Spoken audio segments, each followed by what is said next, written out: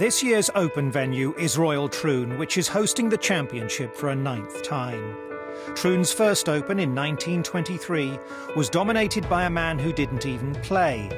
Back then, every player had to pre-qualify, and Gene Sarazen, the pre-tournament favourite and US Open champion, failed in trying Scottish conditions and didn't make the field.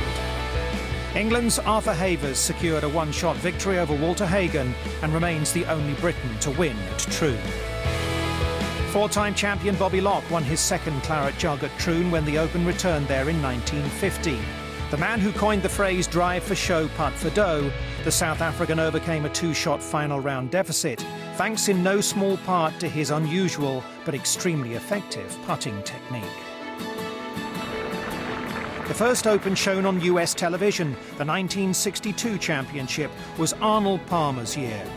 Defending the title he'd won at Birkdale 12 months before, Palmer took the lead during Friday's second round and never looked back.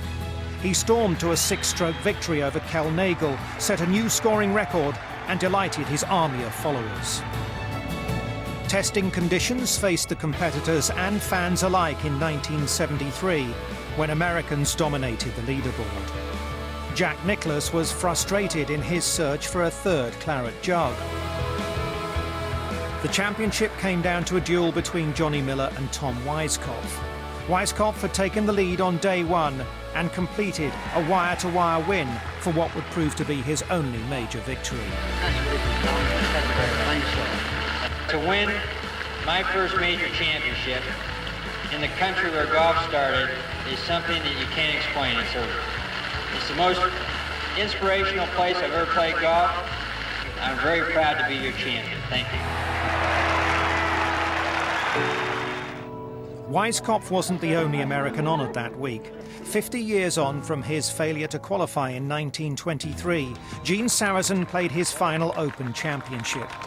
And he bowed out in fitting fashion with one of the most iconic moments in the history of the championship, a hole-in-one at Troon's famous 8th, the Postage Stamp.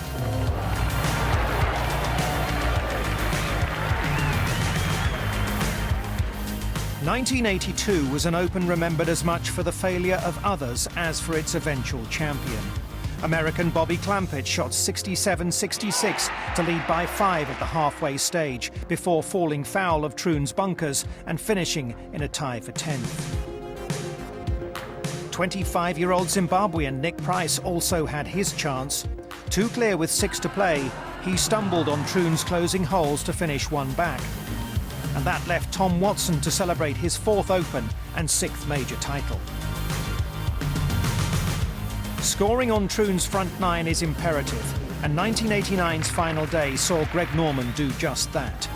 Starting the day 7 back, he went out in 31 and carded an 8-under course record 64 to force a playoff with third-round leader Wayne Grady and Mark Calcavecchia, who had his own huge slice of fortune on his way to a closing 68. By the time the three men reached the 18th, during the first 4-hole playoff seen in an Open, it was between Norman and Calcavecchia. And when Norman drove into a fairway bunker and failed to make par, the American sealed victory with a birdie.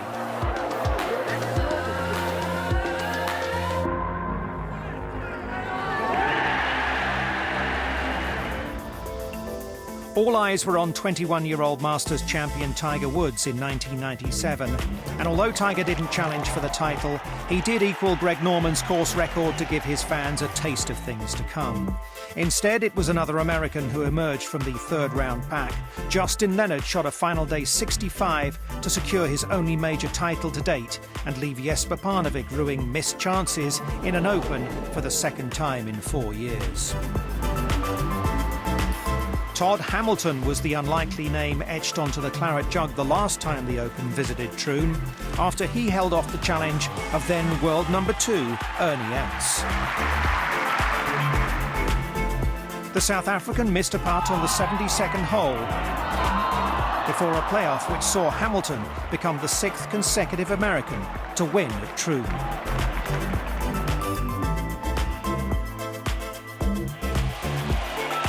A venue which has hosted some memorable and tight Open Championships over the years, Royal Troon is sure to provide another 4 days of drama come July.